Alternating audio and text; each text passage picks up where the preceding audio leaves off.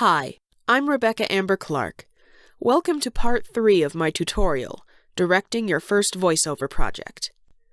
So far, I've covered the basics of holding auditions and explained audition deadlines. Now, let's move on to the next step, casting the roles in your project.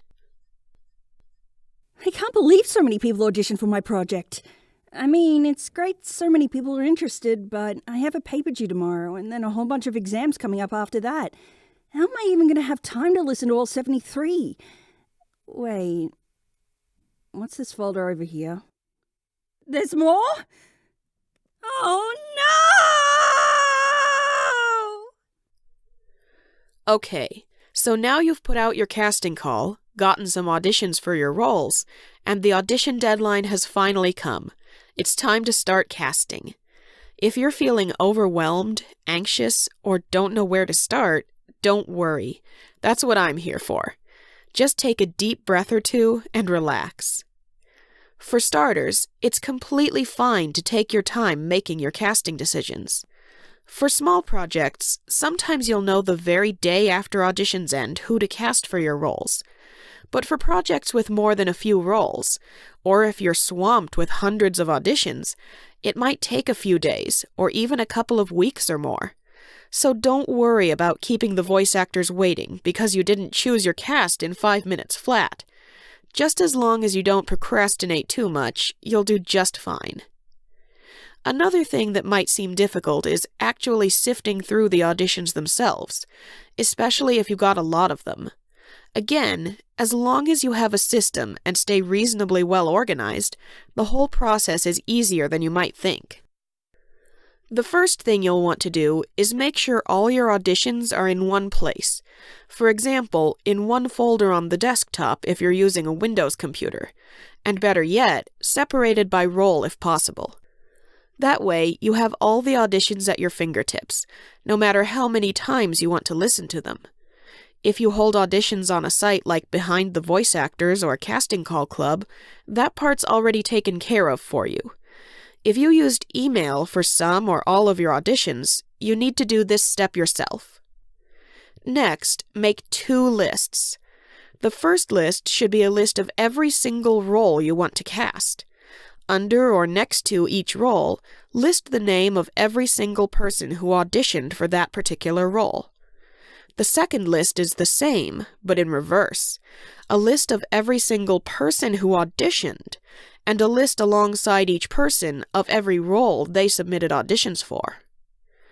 This might seem redundant, but trust me, it really helps to be able to see at a glance, first, how many roles you're still considering for a person who auditioned, and second, how many people you're still considering for each role. Even before writing these lists, if you've already been listening to auditions as they come in, you probably have some favorites for at least some of the roles. So mark those in some way. Take the names of people you liked the best for a given role and underline them, make them bold or a different font color, or put an asterisk next to them. Do the same thing with roles that people were the best fit for out of the auditions they sent you. At the same time, you probably got some auditions that were totally, completely wrong for some of the roles as well. Any audition you're absolutely sure you don't want to cast, scratch off the list.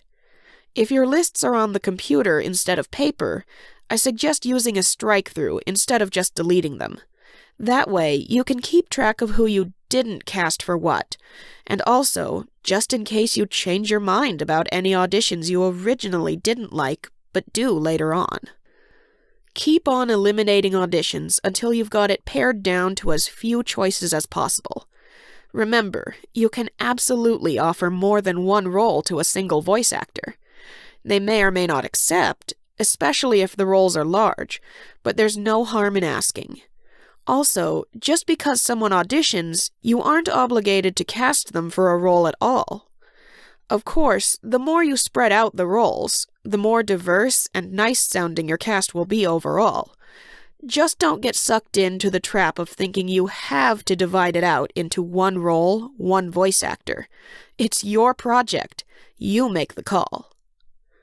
This might be all you need to do, and once you're left with only one name next to each role, That's your chosen cast. If you have a few you just can't seem to decide between, however, you might need to hold a callback phase for auditions. So, what are callbacks? It's pretty much what it sounds like. You call back your top choices to send you some additional recordings. If all you asked for the first time around was a demo reel, maybe for your callbacks, you'll want voice actors to record a line or two of actual dialogue from the script that you will use for the role. If you already had voice actors record a few lines, you might ask for a few more, maybe for some different emotions that weren't covered in the first round of auditions. I would say that even if you got hundreds of auditions for a role, you should narrow it down to at least your top 10 choices per role, if not your top 2 or 3.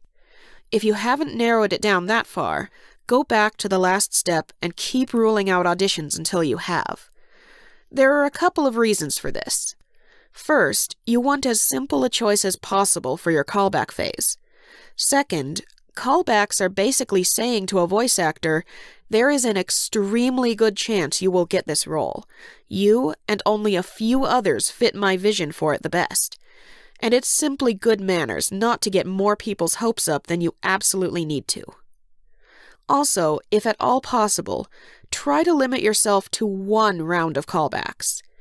If you have a totally unbreakable tie between your top 2 picks, then maybe, just possibly you could do another, but that should be absolutely it. Now that you've figured out which voice actor you want to play which part, you're good to go, right? Not quite. Some directors do just send out messages saying, I've cast you as this role, but it's a much better idea to offer the role and ask them to confirm it. Never assume they'll accept. There could be a lot of reasons for a voice actor to audition for a role and then turn it down. Maybe they auditioned for a lot of projects and got a higher response than they expected from directors wanting to cast them, and they have too many commitments to take on another role by the time you're ready to cast them. Voice actors do generally try to avoid this, but it can still happen. We can't assume we'll be cast for everything we try out for, or we'd barely get any work.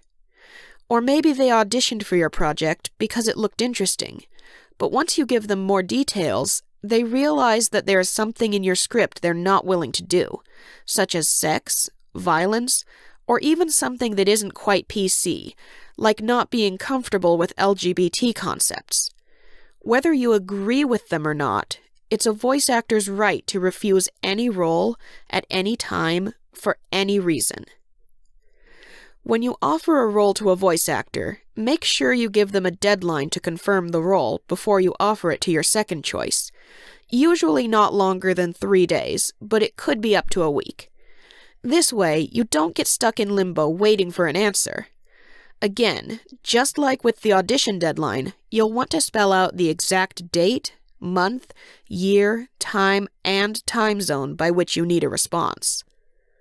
You'll also need to give them enough information to make their decision on whether or not to accept the role, such as an estimate of how much voice recording the role requires, how soon you'll need the lines finished and sent to you, and anything about the project that they might possibly not be comfortable with. This is also the right time to discuss payment in more detail in the case of a paid project. One more thing, and this is just a personal suggestion, for if your project is an adults-only, 18-plus project, and you require the cast to be of legal age, I would strongly encourage you to ask to see some photo ID and have a brief video chat with each cast member, just to be on the safe side legally. It's all too easy for an underage teenager to go online and simply say they're over 18. If someone does turn down a role or doesn't respond, don't panic. Just go to your next choice and start over with offering the role to them. Just keep at it until all roles have been offered and accepted and you've got your cast. But you're not quite done yet. You still need to send out rejection notes to the people you did not cast. Or in the case of hundreds of auditions, at the very least, update your casting call to let the public know that all the roles have been cast and confirmed. Don't forget to thank everyone for auditioning, too. So why do you need to do this step? It's awfully tempting to just not say anything at all. Maybe you feel awkward and don't want to have to tell someone they didn't get the role. Trust me, it's far, far crueler to leave someone hanging for weeks, waiting to see if you decided to cast them after all. It's not really common to hear back from a director more than a month after auditions close, but it happens often enough that without hearing anything, voice actors will probably still be waiting to find out, especially new voice actors. And it's not as hard as it sounds. A lot of it boils down to common sense. Like, be polite. Instead of, "Your audition sucked. Why did you even bother trying out?" Just say, "Thank you so much for auditioning. I'm sorry, but you didn't get the role." If you liked someone's acting, but they just weren't your top pick for any of the roles this time around, you might even invite them to keep an eye out for future auditions from you and try again next time. Form letters are just fine, too.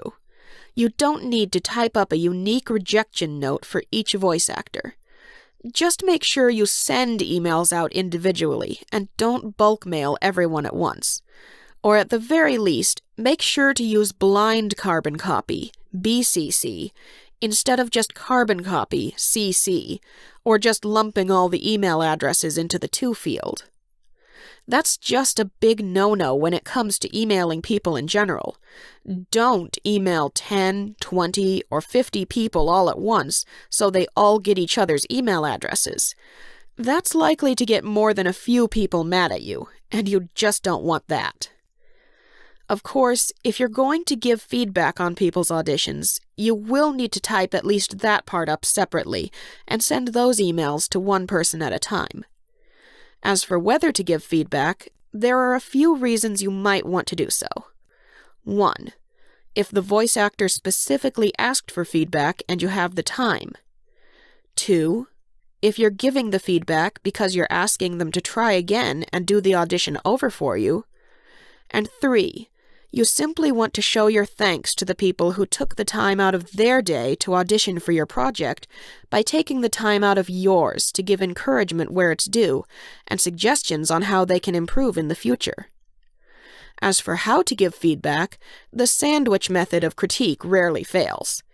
That's where you try to sandwich the criticism in between compliments. For example, "I really liked your enthusiasm. Unfortunately, I couldn't make out all your words. I suggest you work on speaking more clearly, and maybe try slowing it down a little. The emotion was good, though." So now that you've confirmed your cast and sent out rejections to everyone else, you're finally done. Congratulations, your project has been cast. It's time to send out scripts to voice actors and set the deadlines for them to turn in their finished voice files to you.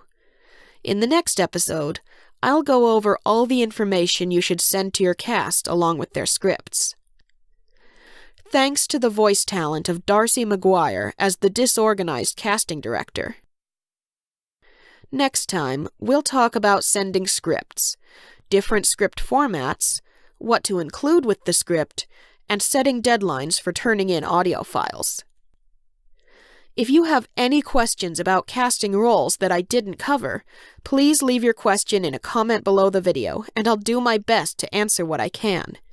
If you missed Part 1, Part 2, or both, just click the links in the video or in the description to watch them. Thank you for watching Part 3, and I hope you stick around for Part 4.